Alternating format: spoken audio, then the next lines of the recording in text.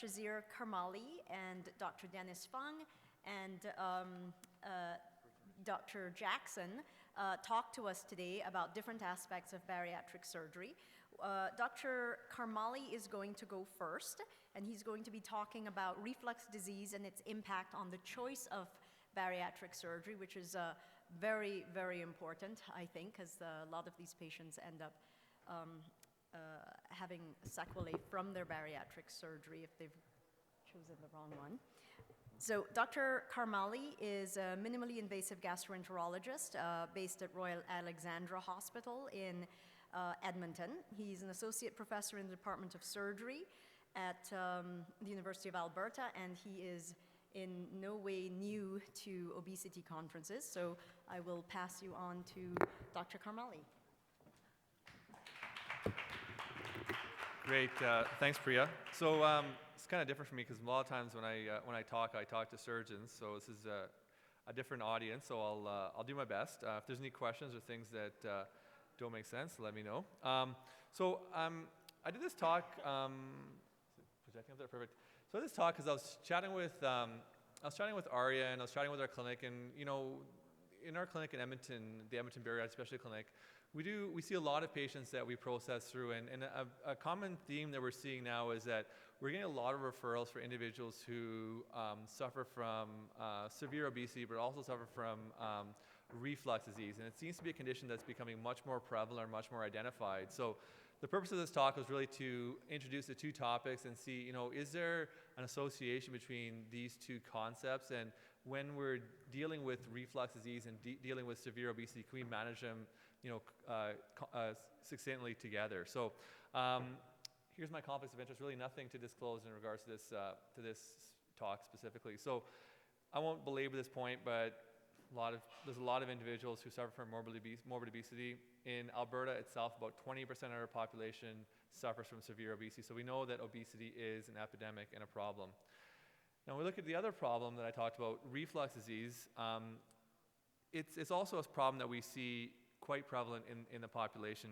About 20 to 30% of Canadian adults suffer from heartburn, which is what we call gastroesophageal reflux.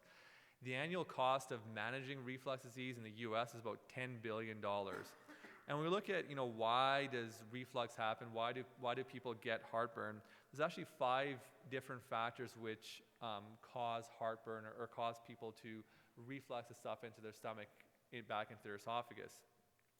The first thing is between your esophagus and your stomach, there's a pressure gradient. And between the two, there's this thing called the lower esophageal sphincter. And that sphincter is what keeps the stuff in your stomach and keeps the stuff out of your esophagus.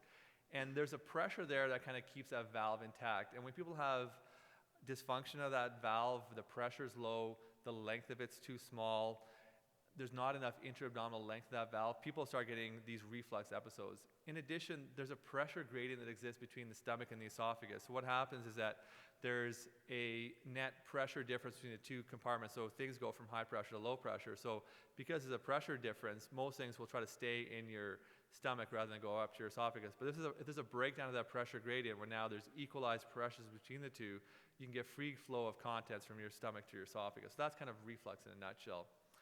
Now, looking at the two concepts together, is there an association between obesity, which you know is an epidemic, and reflux, which is, as I said, quite prevalent? And there actually is. When we look at individuals who suffer from severe obesity, about 50% of morbidly obese patients or severely obese patients have signs and symptoms of reflux disease when you question them.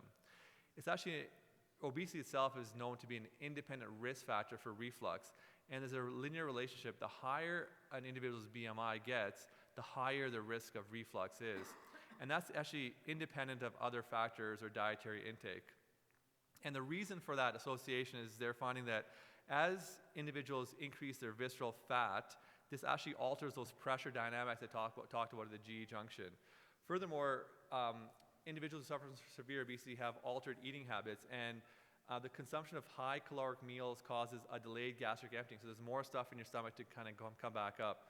Furthermore, obesity itself changes the net resting pressure of that lower esophageal sphincter, and hormonal alterations promote acid regurgitation. So you can see there's a close association between these two concepts. So obesity and GERD are closely linked, and when you have people who suffer from severe obesity, an important question to ask them, so you can see this, is ask about their reflux, because I bet you about half of them or more will have reflux disease on board. Now, when we look at managing reflux, you know, the classic management that we use to manage reflux is medical therapy, and that's the strongly supportive management for reflux therapy. We use medications and it works well. Now, there are individuals though that over time medications seem to work less and less and less, and we tend to offer surgical management for their reflux disease. And when we look at randomized controlled trials and level 1 evidence, they show that surgical options are useful for people who have diminished symptomatic response to proton pump inhibitors. And when you look at the outcomes for surgical management of reflux, the pH studies and manometric studies, these are studies that look at, you know, how much acid is in the esophagus and what the pressure differences are, show that there's significantly less acid exposure and significantly improved pressure in the LES in surgery versus medical therapy. Because with medical therapy, we're not really treating the physiology of reflux. You're just kind of decreasing the amount of acid that's actually in the stomach. Now, our main treatment for reflux, when we look at reflux, is actually a surgical operation called a fundoplication. And simply what that is we take the stomach and you wrap it on itself and you increase the pressure difference of that lower esophageal sphincter, so you tighten it up, and that prevents the acid from going back up. And that's the main treatment that we use for treating reflux, period. Now, when you look at this operation though, in individuals who suffer from severe obesity, it's actually a terrible operation. It doesn't work very well. And when they looked at this operation in obese patients as compared to non-obese patients, in non-obese patients, the recurrence rate or the failure rate from this operation is about 4%, which is pretty reasonable. In obese patients or severely obese patients, the failure rate is about 30%. So it's actually not a good operation to use in managing severely obese patients who suffer from GERD, which is not managed by PPIs. And there's a very, very high re-op rate. So a lot of surgeons who see obese patients in their clinics, you know, peripheral clinics who suffer from reflux, they don't know what to do with them because they can't offer the optimal surgical therapy because it just doesn't work very well. So then we come back to the idea of bariatric surgery and GERD. Now we know we've had different sessions yesterday talking about, you know, the utilization of bariatric surgery as an option to manage individuals who suffer from severe obesity that are you know, doing okay with lifestyle changes, may need an extra kind of push. So then they looked at the idea of what about bariatric surgery and reflux? And what they found is that increasingly it's actually being used as an operation to treat reflux disease in the severely obese patients, regardless of their weight. So it's actually used as a reflux operation. And interestingly, the American Gastroenterology Association, which is actually a medical community, kind of stated this in their recent statement, which was just published in 2015, that there's a clear association between reflux disease and severe obesity. And due to the concern for high failure rates after fundoplication in severely obese patients, and the inability to have success with the fundoplication, they recommended that individuals who have severe obesity that suffer from reflux that is not managed by PPIs consider bariatric surgery. So it's a pretty strong statement, grade A evidence for it. So that's what the AGA is stating. So I guess the question now is, you know, if they're gonna have surgery and they have reflux, you know, which surgery is the best? So in Alberta, we have the luxury of actually offering all operations to all patients. So we can offer the adjustable gastric band, the gastric sleeve, and the gastric bypass. The all other benefits and the risks, and I was talked about yesterday, but let's just talk about the obese patient with reflux and how well these operations work for them. So the adjustable gastric band. So for reflux disease in the obese patient, you know, there's actually conflicting evidence. Some individuals say that the band actually has a GERD-reducing physiologic mechanism. The band itself, which is kind of sitting right here, it acts as a barrier to prevent the acid from coming back up. So you know what? Maybe the band will prevent reflux.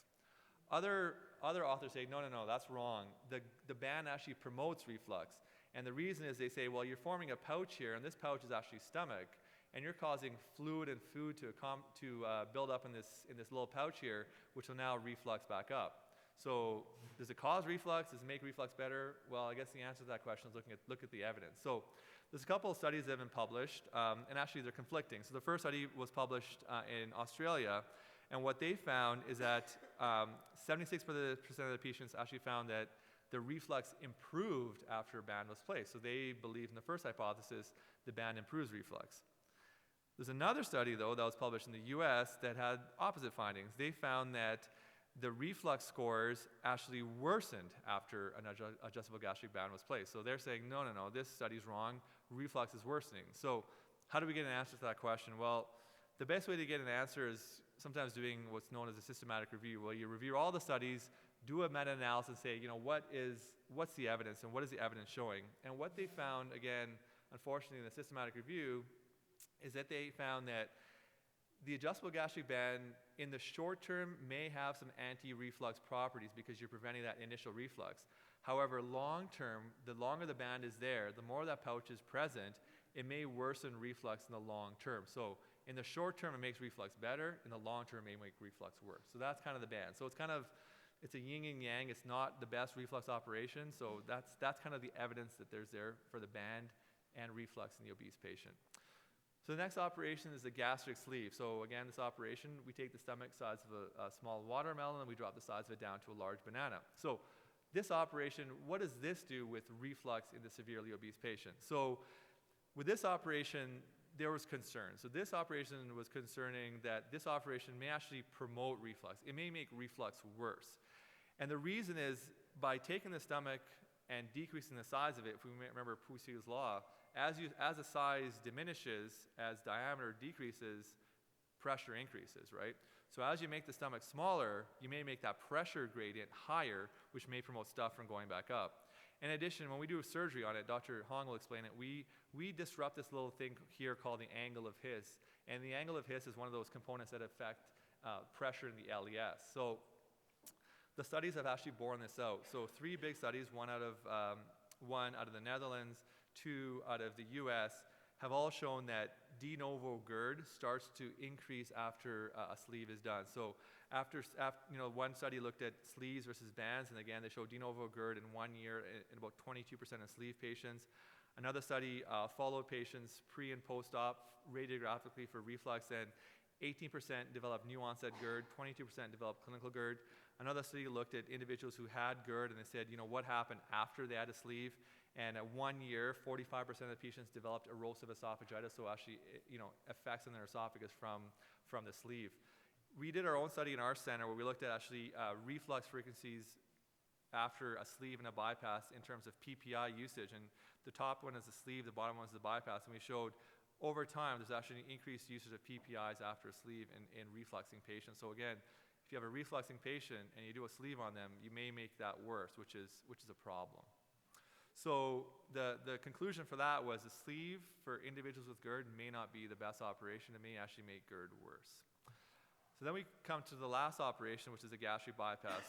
So gastric bypass is physiologically demonstrated as a GERD reducing operation. And the reason is twofold. The first is we're forming a small gastric pouch, but this gastric pouch isn't connected to the rest of the stomach. And what we're doing is, although there's a small gastric pouch, we're actually decreasing the net parietal cell mass of the stomach. So again, there's less acid-producing cells there, less acid is produced, so again, less acid reflux.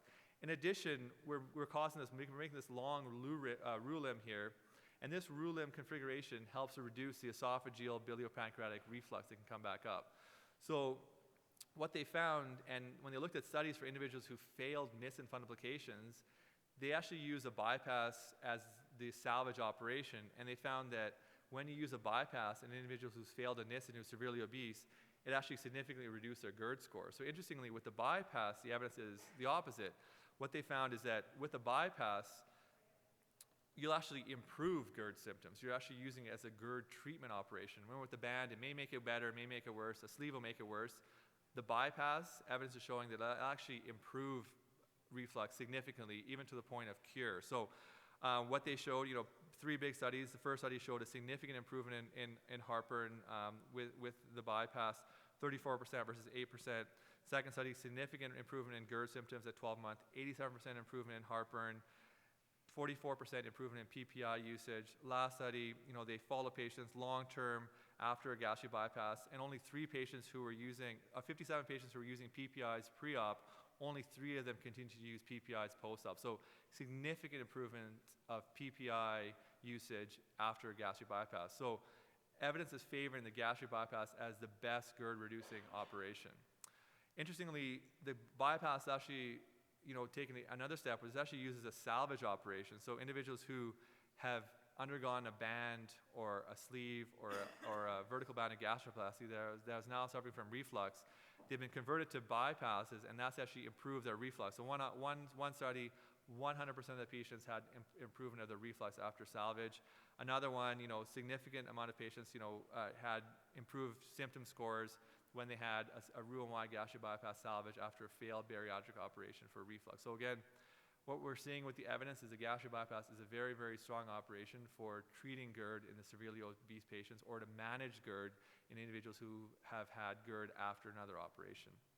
So I think key take-home points from this talk is, if anything, just realize that GERD is a common finding in obese patients. I'm sure none of you guys are surgeons. The only surgeons I know are on the stage here. But if you have a patient who suffers from severe obesity, it's very important to ask them about reflux, because it's an important symptom. It can lead to esophageal cancer. It can be managed with medication. So ask them about GERD. If somebody's being managed surgically for GERD, bariatric surgery is a strong option. And overall, the best operation to manage reflux in the bariatric patient is the gastric bypass. So I guess that's all I got. Thanks. Does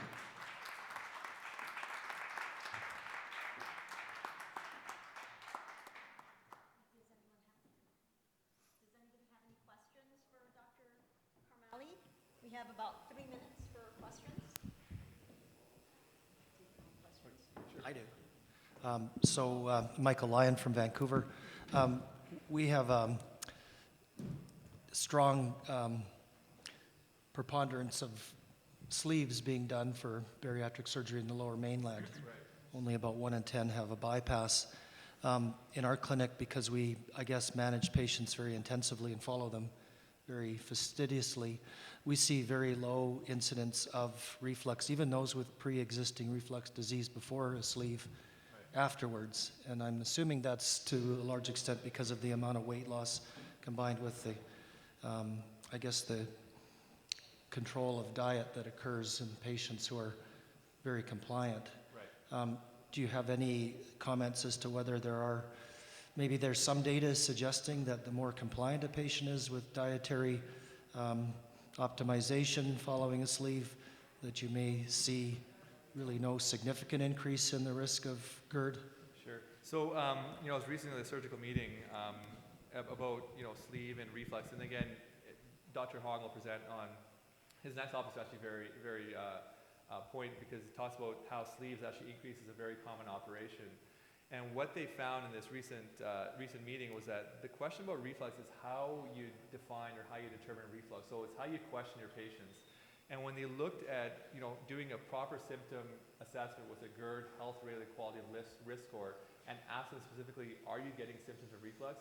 A lot of them actually are getting the reflux symptoms on board. So I think it's more of a questioning and determining, because when you look at, physiology and anatomy and how things are working, it seems that look at this. This is actually this. If you can throw up my slide for a second. This actually was a slide that came up from the. Can you put my slides back up? This is a slide that came up from the U.S. meeting that looked at factors contributing to reflux after sleeve gastrectomy, and those red ones are all factors. So, you can argue one way or the other, but I think the physiology and the anatomy bears itself out. And in the recent meeting, there was a lot of interest in it. So, I think it'll be one where we bear it out long term to see what happens. But in our clinic, we really are concerned about sleeve after or reflux after sleeve. Mm-hmm. And so, are there any surgical options for sleeve patients then, if they do have intractable reflux? Just a bypass. Gastric bypass. Yeah, there's some. I'm not going to point it out, but there's a couple of patients in our audience that actually have suffered from reflux after having a sleeve, and they've been converted to a gastric bypass. So. Excellent. Are there any other questions? It's more to you, but I think that our technique has improved too. I'm doing the bariatric surgery in Moncton, New Brunswick, and I've seen the same thing as you did. We see the studies, and it's supposed to promote reflux, but I think that the more we do recreate the angle of this. Probably you do too. If you see that there's a hiatal hernia, you probably fix it posteriorly. So we do recreate it. At first, when it was taught to us, we were told to keep away, to reduce the leak rate. Yeah. But now instead, we dissect more the fundus, we remove more fundus, so we probably have less of that pouch that is creating or promoting the reflux. I think that our technique has improved, and the studies that we have are from the techniques that were done a couple of years ago. Yeah, I agree. I mean, I think the main thing is I could ask my audience, my team up here too, is like if you have a patient who's on double dose PPIs and comes to you with severe obesity, I mean, what operation would you offer them, Dennis? Tim? I mean, that's kind of, it's surgeon dependent, but I think if somebody is on double dose PPIs, I don't know if I do a sleeve. It just, there's better operation there that when, done in hands where you do a lot of them, the outcomes are similar, the complication rates are similar, and definitely the reflux improvement rates are much better. So, and I just controversial. I'll just make one comment that prolonged PPI use has certainly been shown to be associated with the increased risk of osteoporosis, which is becoming more of an issue. So I think there's more credence to choosing the right surgery. And a lot of the patients I see who've had a sleeve don't respond to the PPIs, which is, I guess, because of a lot of the mechanical subject things that you discussed. Anyway, thank you very much. That was excellent.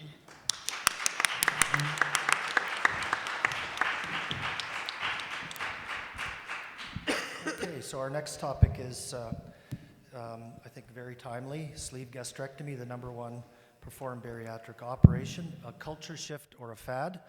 I'd like to introduce Dennis Hong. He's an associate professor of surgery at McMaster University, specializes in minimally invasive and bariatric surgery. And I'm very intrigued to hear about his views on the sleeve because, as I said, in BC, in the Lower Mainland at least, almost everyone is getting a sleeve. And we're dealing with a lot of people who are patients who have been surgical tourists or from the distant past where they've had surgical failures from things like the vertical banded gastroplasty and lots of band patients and so on. And I'm really hoping that with the very large number of people that we send for sleeve, I think we've sent, 60 so far this year for sleeve, that we're not going to start 5 years from now dealing with all the negative effects of the sleeve. And so I'm really hoping to hear some good news. How about bad news? Okay.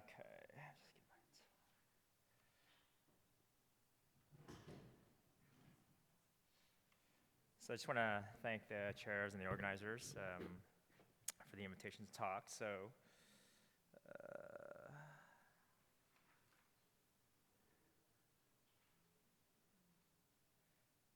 I'm not used to micro stuff. How do you start the slide? On Apple, you just... oh, is it this little slideshow thing? Yeah. Yeah. Okay. Okay.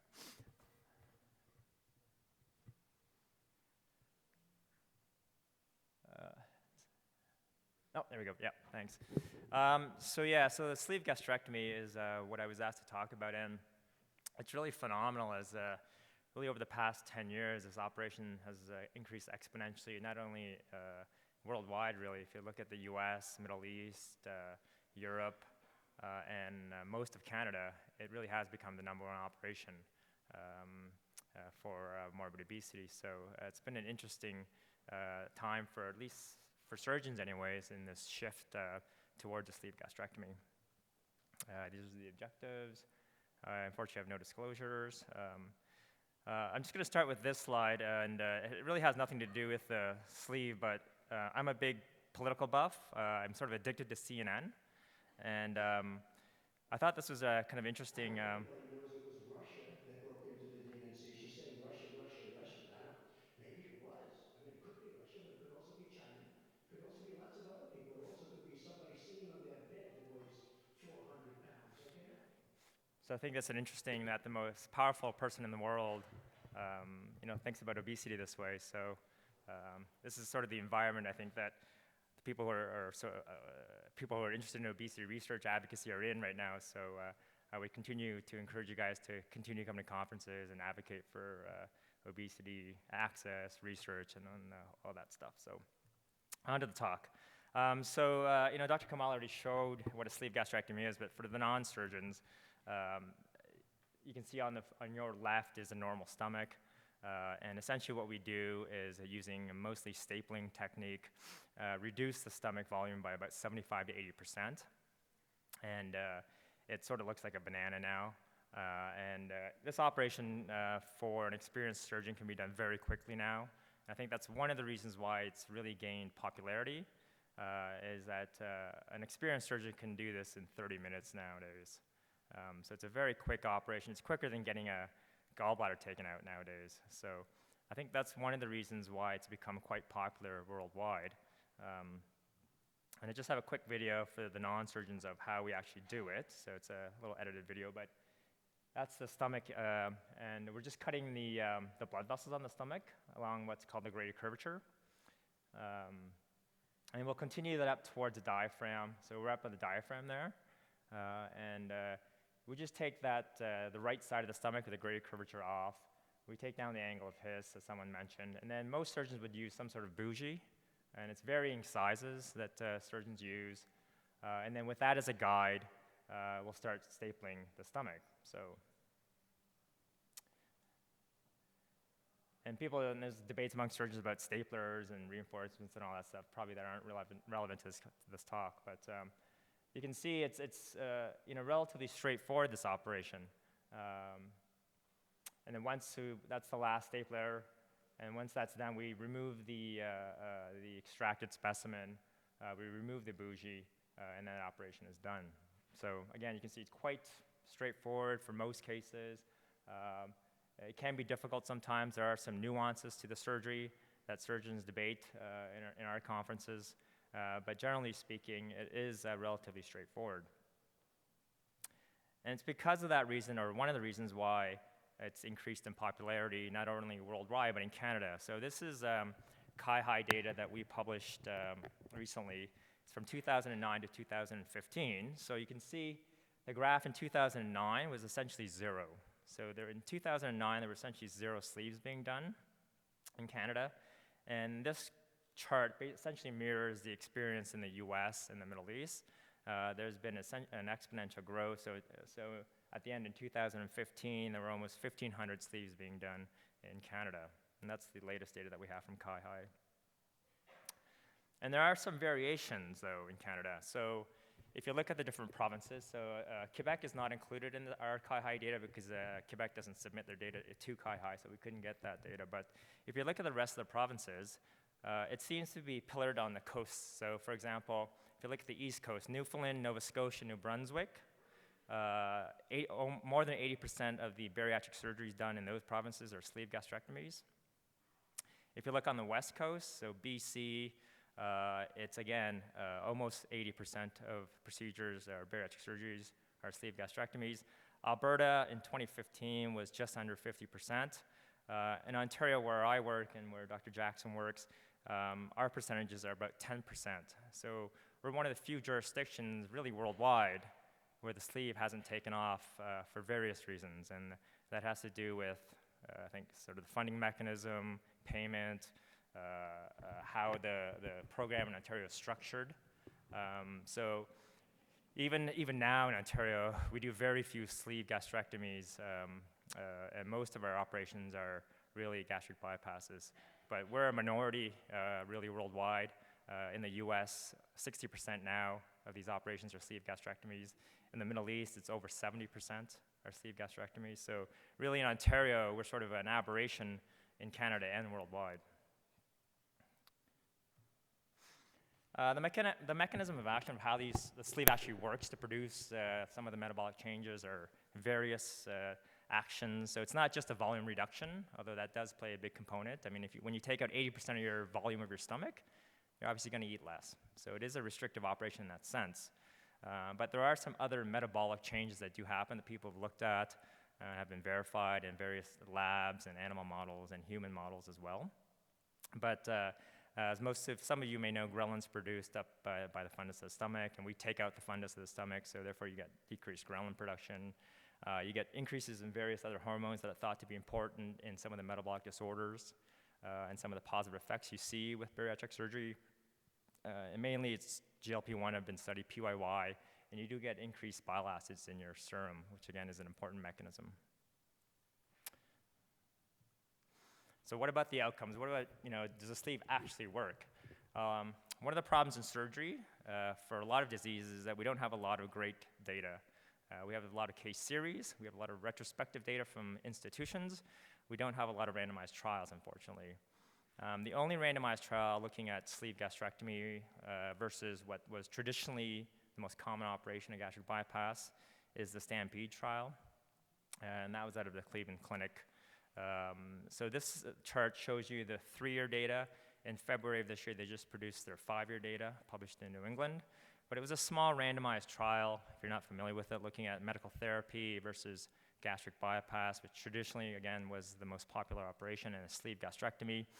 You can see from the graph there, at 3 years, the surgical arm, both of them, beat the medical arm. Again, it's not surprising to us that's happened, but at 3 years, the gastric bypass produced significantly more, or statistically significantly more, weight loss than a sleeve gastrectomy.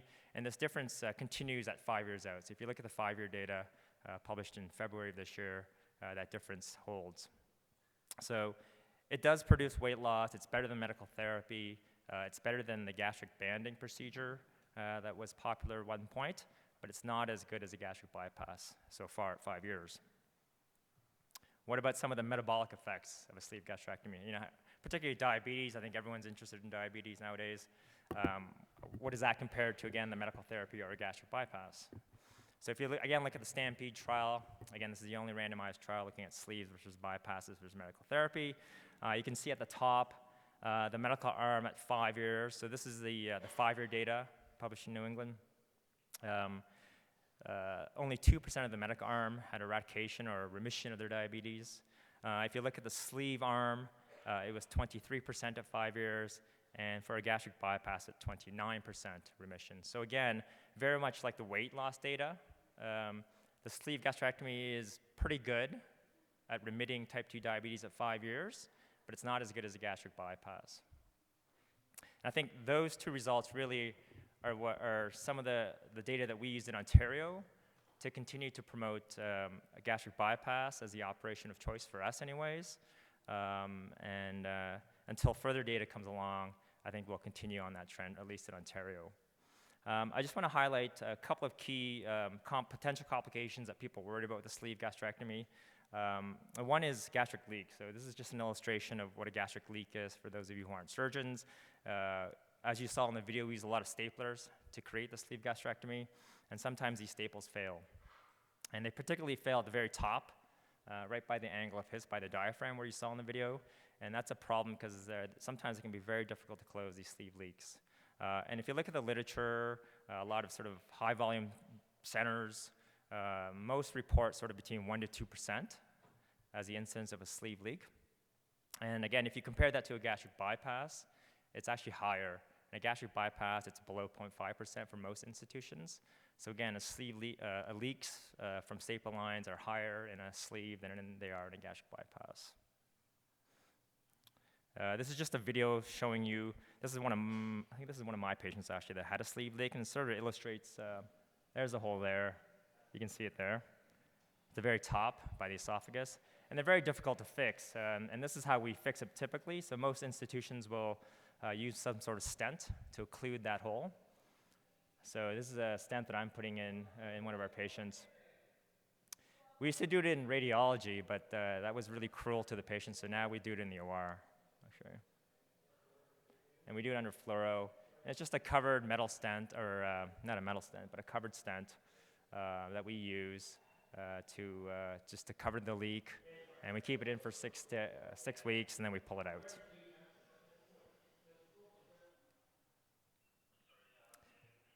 So that's one complication that I just wanted to highlight that we as surgeons talk a lot about in conferences are these leaks from sleeves. The other one was reflux disease. I think Dr. Kamali's talk really nicely alluded to this controversy of whether reflux and sleeves versus bypass. And I can tell you, having gone through the data, it's all over the map. I mean, if you look at some studies suggest that sleeves are great for reflux disease, and that the vast majority of patients, if they do have reflux, gets cured, very much like a bypass. And there are other studies suggesting that it actually worsens it. And it's probably like most things in medicine, it's sort of probably somewhere in between, to be honest with you. This is just a large population-based study looking at close to 40,000 patients who 30,000 went bypass, almost 5,000 underwent a sleeve. You can see that on your left, these are the patients who had reflux before surgery and then what happens to them afterwards. So for most patients who have a sleeve, the reflux doesn't seem to change, to be honest with you. It seems to stay the same. Does it get better? So for bypass patients, as expected, most of them got better. There was people who had the sleeve, about 25–30% of them got better. Did it get worse? And again, there's a certain percentage of patients who have any bariatric surgery where it does get worse. It's slightly higher in a sleeve gastrectomy. So again, it's a big topic of controversy among surgeons about what sleeves does to people who have reflux disease. And again, the literature is all over the map on this. So I don't think really anyone knows for sure. So in conclusion, the title of the talk was, "Is it a fad?" If you talk to, I think, most surgeons, I think that they think that sleeve gastrectomy is here to stay, that it's a very good operation with good results and a relatively low risk profile. I personally am sort of cautiously optimistic, but I always keep in the back of my mind some of the other bariatric surgeries that we've done and that we've all been excited about. And then once we get long-term data, they sort of fizzle out. And so the two of them are illustrated on that conclusion slide. One is at the bottom one, it's a stomach stapling or a vertical banded gastroplasty. Again, was very popular in the 80s and 90s, early 90s, but now nobody does it. And similarly, the gastric banding, which was 15 years ago, was the #1 operation being done worldwide. It was the most popular operation being done worldwide until we got some long-term data on the result and some of the complications. And now, it's under 5% worldwide now. So I think I'm cautiously optimistic about a sleeve gastrectomy. We at our institution, the sleeve patients have done, as similar to the Stampede trial, have done okay. But we certainly think that a bypass, at least in Ontario, is still the gold standard operation, just because of the risk profile and some of the weight loss results that I've seen. Thanks.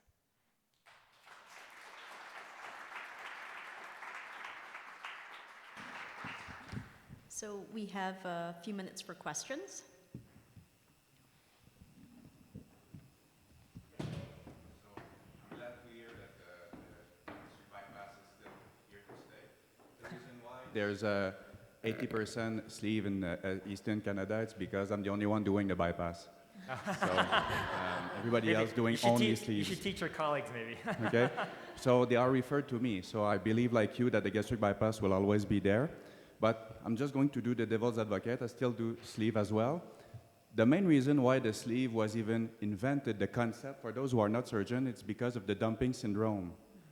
So that was the concept of the sleeve, to keep the pylorus, so we would have less dumping syndrome than we do have. But dumping is way easier to treat than a leak. This is my take. Yeah, I mean, I agree. We have reasonable treatments for dumping syndrome, I think. But again, some of these complications that we've seen from sleeves can be problematic and very difficult to manage. Nice talk. Quick question. So in the rare instances in which you do sleeves in Ontario, what are your indications? Are they part of a two-step operation, or? Yeah, so how do you the make that only decision? indications in Ontario that we will do a sleeve are for one, someone who's getting a duodenal switch or a SADI procedure, so as a two-stage operation. And the second indications are medical conditions that preclude a bypass. So for example, people with Crohn's disease or ulcerative colitis. And then the last one, although it's not official, I know a lot of surgeons are worried about people who are on NSAIDs for osteoarthritis or other conditions. And so people who are on chronic anti-inflammatories, which is a risk factor for ulcers and a gastric bypass, I know some surgeons use that as an indication as well. But I mean, officially, if you look at our network guidelines, those really are the two big ones. Yeah. My second question would be about conversion. So how often do sleeves have to be converted to a bypass for whatever reason in the literature? Maybe not so much in Ontario, but what's the data on that? Yeah, so the data is, if you look at the literature on sleeve conversions to any procedure, whether it be a bypass or a duodenal switch, most of the conversions, at least that we do and in the literature, are described the weight recidivism or poor weight loss, I guess, from a sleeve. At least for us, and I think for a lot of surgeons, they get converted to a duodenal switch. The only reason why we would convert someone to a bypass, or at least our institution anyways, I know it's sort of institution specific, but at McMaster, the only reason we convert someone from a sleeve to a bypass is for reflux disease. So. Final question, do you have any experience with Saxenda use post-bariatric surgery? Yeah, so we've only just recently started using Saxenda for sort of poor weight loss or weight regain. I mean, I don't have a lot of experience with it personally. I've looked at the data on trying to find good data on that. There isn't any. So that's a great research project actually for somebody if they're interested in it. But I mean, I don't know if you guys have used it more often than we have.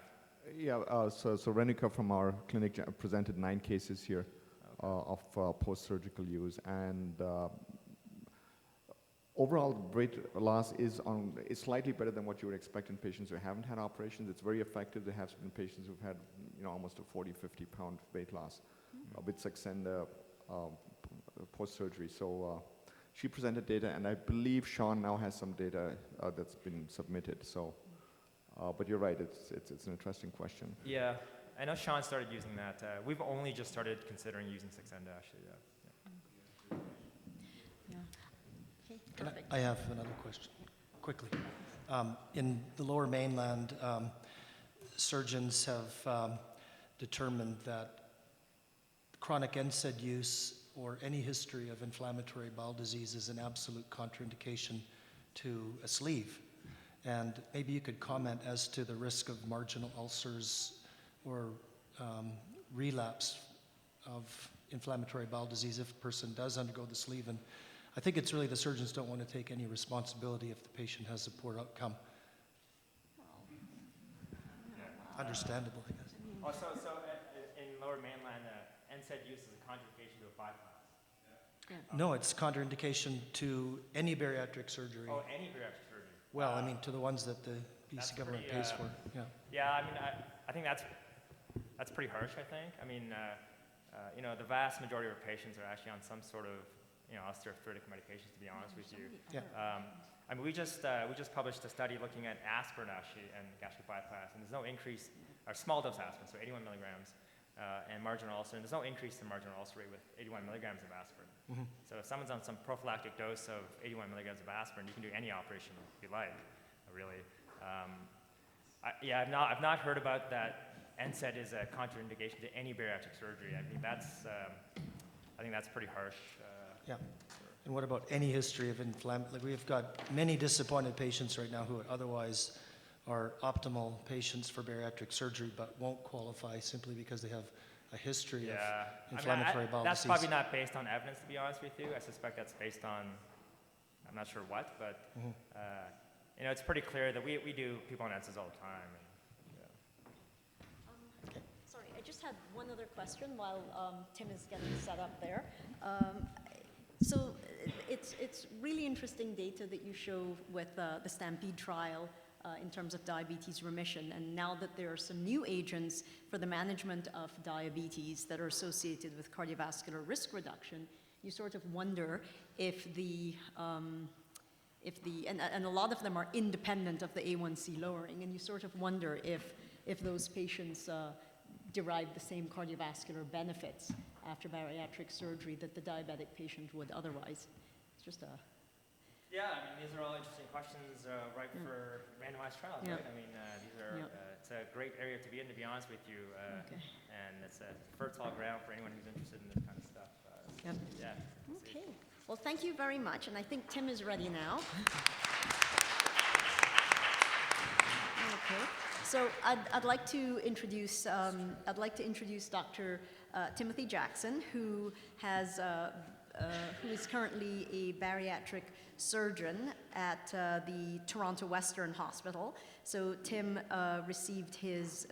Jackson received his Bachelor in Science from McMaster University. He also did a Master's of Public Health at Harvard, which is very unusual for a surgeon, I think. And he's using that experience to do what sounds like research on the national stage in regards to bariatric surgical outcomes, and we look forward to his talk. Thank you so much, and sorry about these technical difficulties. Totally my fault. I thought the session was at 11, so I thought I was 59 minutes early, and I was a minute late, and so I apologize for that. And thank you for the kind introduction. I'm delighted to be here today. This is going to be something pretty different. I know this is the surgical session, but we're going to be talking about quality improvement. And as you all know, there are thousands of bariatric surgeries being performed in our country per year, and hundreds of thousands on the continent. And really, this talks about how do we know we're doing a good job when we're performing those operations. So just by way of disclosures, I do receive an unrestricted grant from Medtronic for our training program in bariatric surgery in Toronto, and I also work at Health Quality Ontario, which is a Crown corporation basically solely funded through our Ministry of Health. And I'm going to be talking a little bit about the work that I do there towards the end of the talk. But really what I hope to do is give you a broad overview of data-driven quality improvement in surgery. I'm going to give you a 30,000-foot view of the different programs available in different surgery types, including bariatrics. Hopefully I'll be able to convince you that data is a powerful tool to try to improve care in surgery. And then I want to show you how when hospitals and surgeons work together, you can accelerate the quality improvement process. So you can already tell this is a different type of surgery talk here. All right, so data-driven quality improvement in surgery. While there are many, many programs out there that are now designed to collect high-quality data on patients having surgery and basically feed it back to surgeons and hospitals to let them know how they're doing. So there's a real alphabet soup out there right now. There's the NSQIP program, the MBSAQIP, the TQIP, the STS, the SVS, VQI. All these things are really hard to wrap your head around, but basically they're all programs in different surgical subspecialties that are really that audit and feedback process, right? Getting good data, getting it back to people so they can see how they're actually performing. And the one that we're going to talk about today is NSQIP. That stands for the National Surgery Quality Improvement Program, which primarily looks at general surgery or abdominal operations. And then MBSAQIP is actually the bariatric surgery specific version of that. And I'm going to talk a little bit about that as well.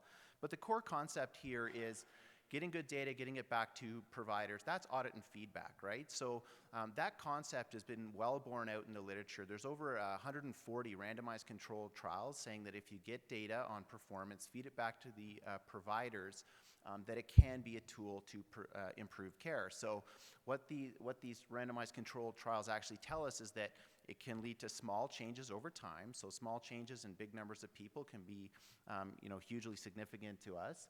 And also it matters how things are fed back to people. So keep that in mind as we discuss this. So here's the cartoon on how this works. You have different patients having different operations at different hospitals.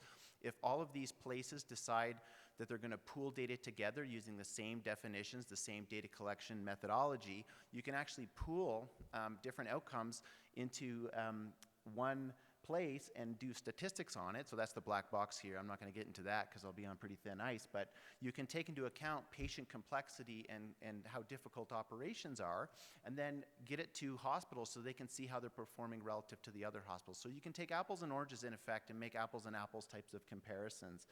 So when I get a report that I'm not doing as well, I can no longer say, well, too bad, I work in downtown Toronto and my patients are sicker, that's why they don't do as well, right? So that's the concept. The output of these programs is an observed to expected ratio. So that basically says, given the patients that you're operating on and the procedures that you're doing compared to other hospitals, are you doing better than expected or worse than expected? So that ratio, that's that little dot here. If it's above 1, you're doing worse than expected. If it's below 1, you're doing better than expected. And of course, there's statistical confidence intervals on that. And then on the back, you can see the decile distribution, so how you're doing compared to all those other hospitals that participate. So a little bit confusing, but you can see if you're playing bogey golf or birdie golf, basically here. Now, all this data collection, all the statistics and whatnot, it really doesn't make any difference whatsoever unless people actually look at it, they believe it, and they implement changes where they need to, right? So it's the continuous quality improvement cycle. You see how you're performing. If there's an area to improve, you implement a change. You continue to collect that data to see whether or not you fixed an issue. And this is pretty common sense, but it does seem to work. So this is data from the National Surgery Quality Improvement Program. So it's not just bariatric surgery, but bariatric surgical operations are in this.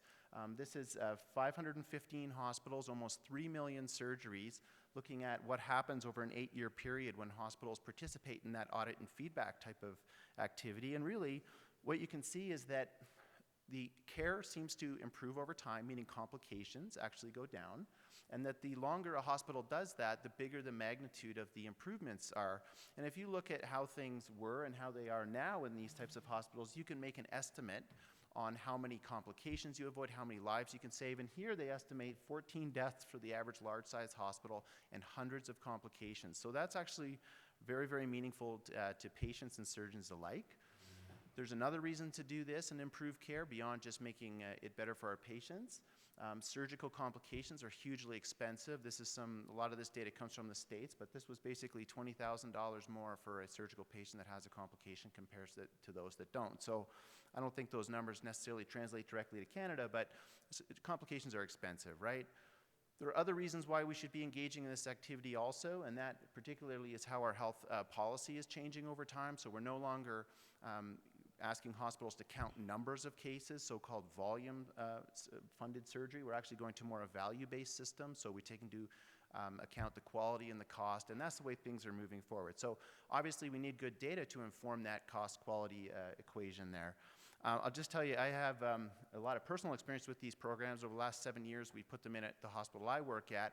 It's a long journey. I won't belabor it too much, but right now, basically, every single division of surgery at our hospital is involved in one of these programs, and we've even changed our consent form. So when patients come to have surgery, it actually says now that our hospital is committed to improving quality of care and that your outcomes may be pooled with other hospitals so that we can see how we're doing. So that's how seriously we're taking this. Obviously, there's a lot of conversations here to be had. What is this data a legal risk? Is it a privacy risk? Are surgeons only going to do easy operations if we know that we're going to be watched very carefully? These things haven't borne out, but certainly they're good conversations to have to get people engaged. And at the net summary of this conversation about risks, I think the risks of not doing it are much higher than the risks of doing it. But I know a lot of you have psychology backgrounds in the crowd. You might be thinking, well, how do surgeons feel when they get these reports? Looks like this. So there's a lot of denial, anger, a little bit of depression. Everyone goes through this cycle at a different rate. But ultimately, what we have found that participating in this type of audit and feedback has been really positive, and people actually buy in and they engage and they get interested. So in bariatric surgery, about 11 years ago, quality programs were developed based on that concept of audit and feedback by both the American College of Surgeons and the ASMBS. They actually recently, about 3 or 4 years ago, combined their programs to be the MBSAQIP. That's a hard one to say. It's the hardest, so forgive me. But the MBSAQIP program was born, and it's based on the principles of that NSQIP program where I showed you that the care gets better over time. There's been a lot of debate as to whether or not this concept of accreditation is important. There's a lot of studies in the literature showing that centers that are accredited do better than those that don't. There's an equal number of studies saying that it doesn't make any difference. I actually think it does matter, but it's debatable in the literature. I'm showing you the ones that show positive results here. But the bottom line is that there's variation in surgical outcomes in bariatric surgery. So this was a study from like a week ago in JAMA Surgery looking at 165 centers who are actually accredited, and there's a 17-fold difference in outcomes. So some complication rates are 0.6%. Some centers have some hospitals have complication rates that are up to 10%, right? So accreditation alone, just getting the little plaque that says you're accredited doesn't mean much, but certainly having the data collection mechanism, the audit and feedback process, and some oversight in that quality improvement journey really is actually helpful in helping hospitals get better. So I do think accreditation is important. I think it provides an objectable and measurable way that hospitals can know how they're doing, allows someone to actually see what projects hospitals are working on and if they're using the right methods, and it sort of promotes a culture change towards safety and quality, in my opinion.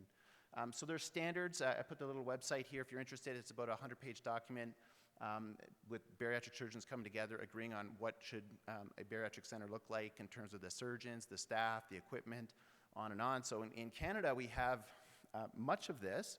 I think there's a few areas in Canada where we we can improve with our own centers of excellence, and that is that commitment to quality. So making sure that we have a QI infrastructure, different committees, we look at data, have a QI team in place, so to speak. The data collection is very different in these programs than we have in Canada at the moment. And then this whole idea where we actually submit a report each year saying, what are you working on based on your data? And actually, we were just reaccredited, our hospital, and someone came, looked at all of our complications, looked at where we were doing well, where we're doing not well, and gave us some advice. And we actually have QI projects based on our own data.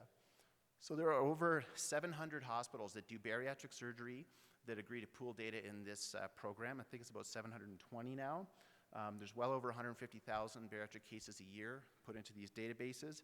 And I want to show you what it looks like to get this data at the hospital level. So I'm only going to show you the good things here, but this is a report we got 2014, 2015, and we're able to see our own observed to expected ratios on patients undergoing gastric bypass.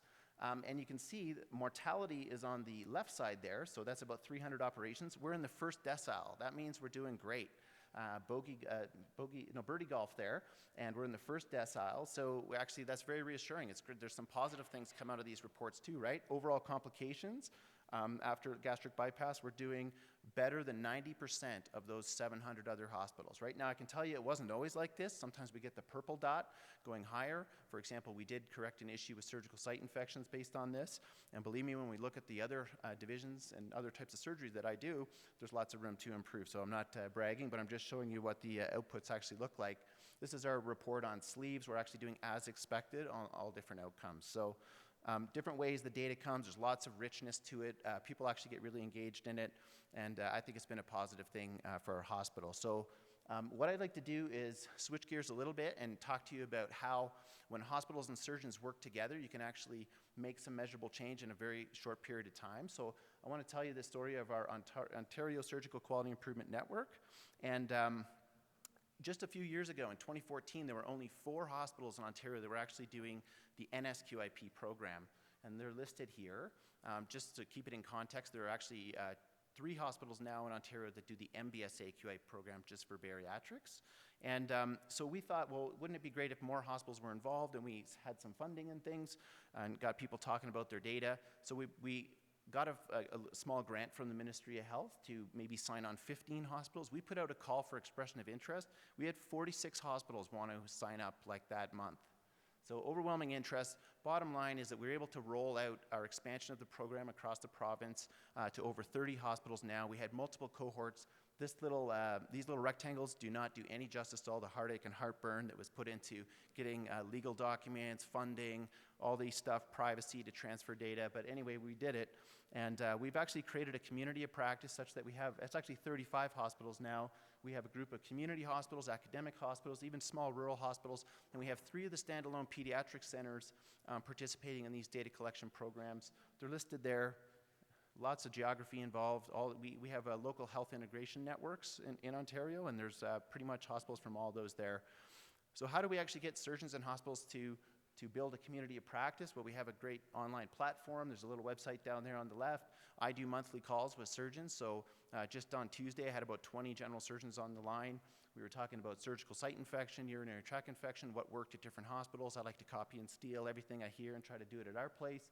We have a couple of conferences a year where we look at wins and losses based on our data. We have some newsletters every month or so telling us what other hospitals are doing. So it's been quite a journey. We realized quickly that not all hospitals were able to respond to data as soon as they were given to it. It's very difficult. Let's just say you tell me I'm not doing well on something. Well, how do I change that in a hospital, right? So we actually had a campaign to build quality improvement capacity in our centers, and we partnered with a few different programs that specialize in that. We've had good uptake, and people now feel they're better equipped to respond to their own data after this. We had a one-stop shop for all the best practice guidelines. So for example, if I have a urinary tract infection problem at my hospital, there are other hospitals that have figured out what to do about that, and we share it with them. We've also done some other things around enhanced recovery, which are basically a bunch of processes of care that can help get people better quicker after surgery. And we're able to get reports at the provincial level, right? So if I showed you that report last time that said, hey, you know, we're doing well compared to those 700 hospitals in America, well, how are we doing compared to Ontario? So this is just one graph. The blue dot is one hospital. You can see if you're doing better than expected or worse than expected compared to your hospitals regionally. We can do the same thing nationally now. This is another way of looking at that. We basically found that in our first 18 hospitals, our first cohort, our first provincial report, there were actually 70% of hospitals that wanted to improve on surgical site infections, and 22% wanted to improve around urinary tract infections after surgery. So we had a plan to get people to act on their data, and as you may know that there's a bill, if you live in Ontario, there's a mandate that all hospitals put in a quality improvement plan. So we basically built a different guide called the Surgical Quality Improvement Plan that that ensured to us that they looked at their data, put out targets, timelines, and then we looked at it and see whether or not the interventions that they were proposing would make sense. So we had SQIPs come in, Surgical Quality Improvement Plans come in from all of our hospitals, and we could see what they're working on, right? So not all hospitals need the same thing changed. So they have different change ideas, and actually this process, even though it sounds a little complicated, seems to work. So this is surgical site infections over a 12-month period. In 13 out of 18 hospitals that wanted to change it, looks like it's gone down from 3.9 to about 3%. So that's a very small number, 0.9%, but that's in a hospital, that's over hospitals that do thousands of surgeries, right? So that's actually hundreds of patients. Same thing with urinary tract infections, dropping down from 2.7 down to 1.4, so that's good. And then the hospitals, we surveyed them about their QI capacity, and they feel overwhelmingly that they're better able to respond to things. So I think as a network, you can see things can move pretty quickly. I think there's opportunity to do that specifically in bariatric surgery. Why not get the centers that do MBSAQIP together talking as a collaborative, establish a network, benchmark, and talk about what we do to improve care. We're actually moving with a provincial strategy for some of the common themes that we see. So in those 35 hospitals, we're actually having a provincial campaign we're going to start over this summer, how to reduce SSIs, UTIs, and pneumonia after surgery. And we're going to work together to scale and spread some of the good work that's being done. If you're interested, we actually have a little public report that came out. The website's there. It's a glossy pamphlet. You can see the details of all this. But bottom line is, I think when you consider bariatric surgery, this is the way things are going. I think we should participate and engage in this data-driven quality improvement. You can see that the data there, we used it to inform QI. It can also inform research and answer a lot of the questions that have come up here. I think it's good for patients, hospitals, and our system. And I think, at least in Ontario, we're able to get together. We can accelerate the process. So that was a little different flavored talk. Happy to take any questions whatsoever. Thanks for your attention.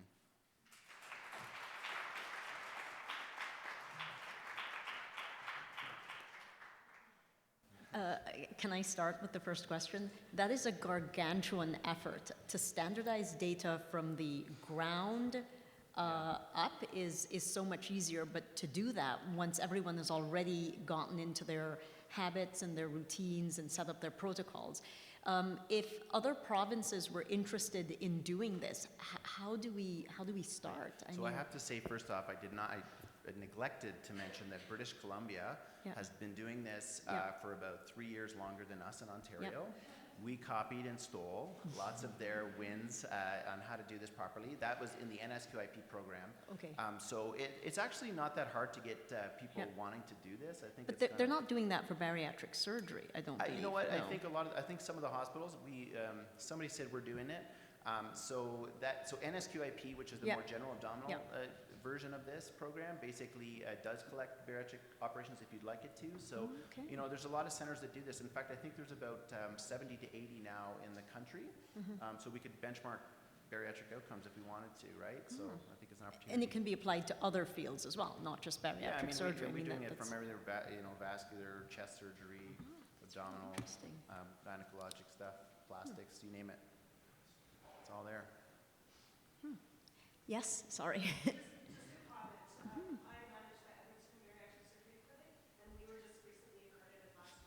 Yay, there you go.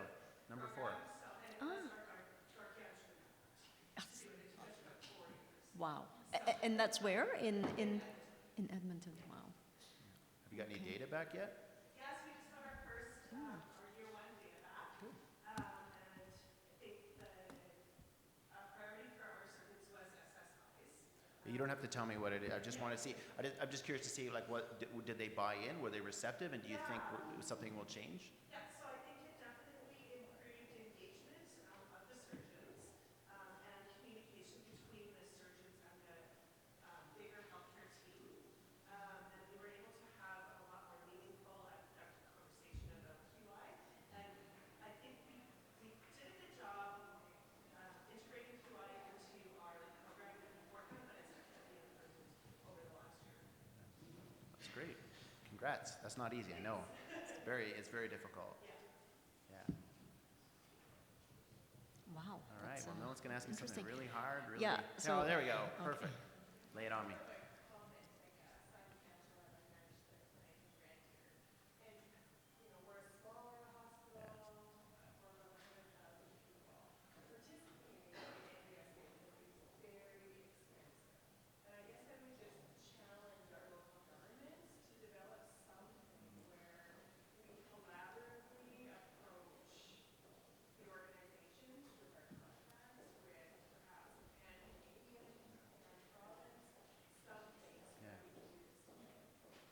Yeah, no, it is, it's not, I mean, there is a cost. I would say if you can improve care even by like very, very small amount, it would definitely pay for itself. So there's a cost, savings argument to do this.